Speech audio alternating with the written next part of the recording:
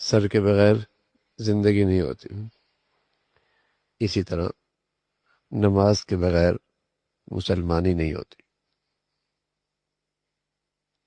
جیسے جسم میں سر کے بغیر زندگی نہیں ہوتی،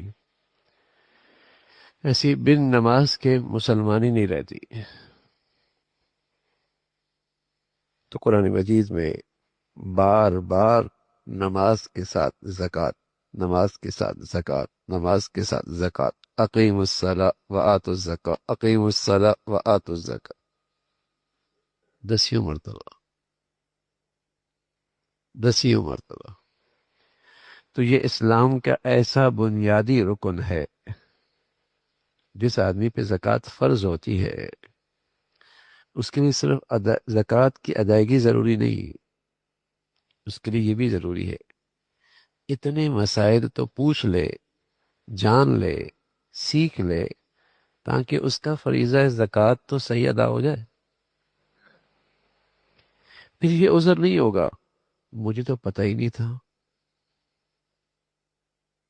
بھائی تم دنیا میں پیدا ہی اس لیے ہوئے ہو کہ اللہ کی چاہت والی زندگی سیکھو اور اس پہ عمل کرو، تمہاری زندگی کا مقصد ہی یہی ہے۔ تم دنیا میں آئے اس لیے ہو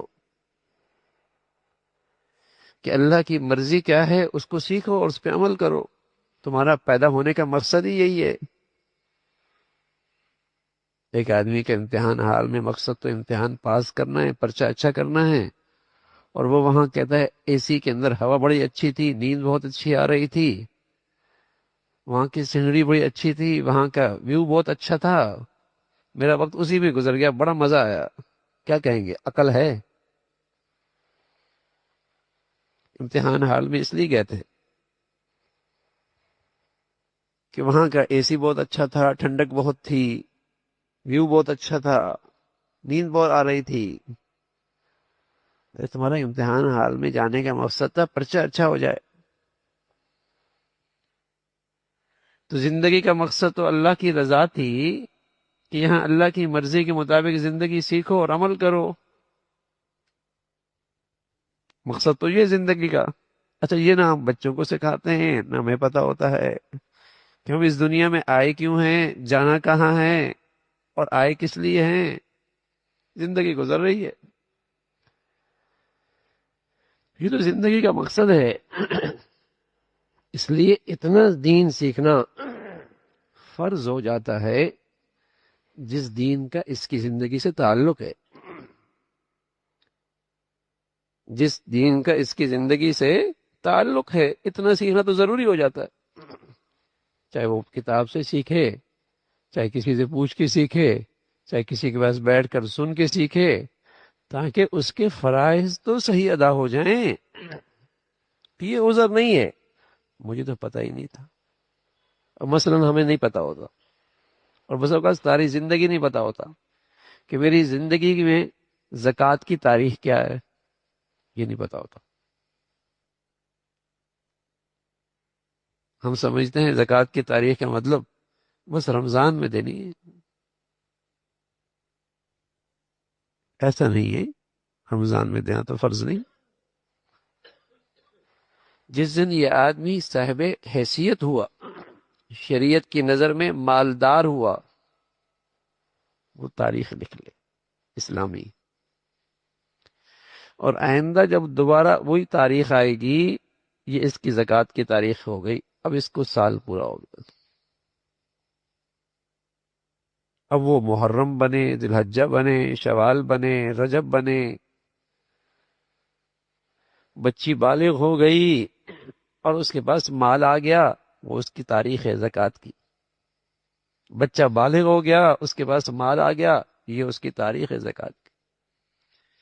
اب ہر سال اس تاریخ کو اپنی تمام مالیت کا حساب کرے کہ سونا کتنا ہے، چاندی کتنی ہے، نقدی کتنی ہے، تجارت کتنی ہے، کل مالیت 10 لاکھ بنتی ہے، اب اس کی زکوٰۃ کتنی ہے؟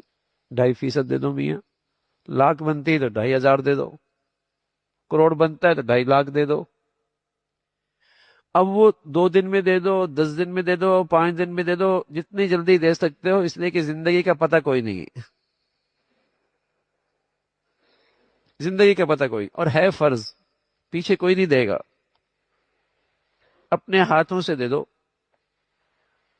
ہے بھی فرض، اب جتنا جلدی دے سکتے ہو۔ بہتر صورت ہم یہ کہتے ہیں کہ اس سے پہلے ہی دینا شروع کر دو، تاکہ جب آپ کی زکوٰۃ کی تاریخ آئے اور آپ کی زکوٰۃ بن گئی 1.5 کروڑ بنی یا 10 لاکھ بنی، اور آپ اس میں سے 10 لاکھ میں سے 9 لاکھ تو دے چکے پورے سال تھوڑا تھوڑا کر کے، اور جب میری اوپر زکوٰۃ کی تاریخ آئی تو 1 لاکھ رہ گیا، وہ جلدی سے دے دو۔ اگر پورے سال ہی دینی ہے تو پہلے سے دینا شروع کرو، نہیں یہ کہ آنے کے بعد پھر دینا شروع کرو اور پھر پورا سال بھی گزر جاتا ہے۔ تو پہلی غلطی تو یہ ہوتی ہے کہ ہم اپنی زکوٰۃ کی تاریخ مقرر نہیں کرتے۔ اچھا اب تک نہیں کی تو اب کر لیں، کوئی بات نہیں، 1 شعبان مقرر کر لیں، ابھی 1 رمضان مقرر کر لیں، 15 شعبان مقرر کر لیں، کہ جب آپ نے 1 شعبان مقرر کر لی تو آپ 10 دن پہلے اپنی تمام مالیت کا حساب کرنا شروع کر دیں، اور پھر جب 1 شعبان آئے تو آپ کا حساب مکمل ہو جائے۔ پھر آپ 1 مہینے میں 2 مہینے میں کوشش کریں جتنے جلدی زکوٰۃ ادا کر دیں۔ اب مجھے پتہ نہیں تھا، بھائی پتہ نہ ہونا تو عذر نہیں ہے نا بھائی، جب میرے اللہ نے مجھے مال جیسی نعمت دی ہے تو پھر اس کے مسئلہ سیکھنا بھی تو فرض ہے، پوچھ لیں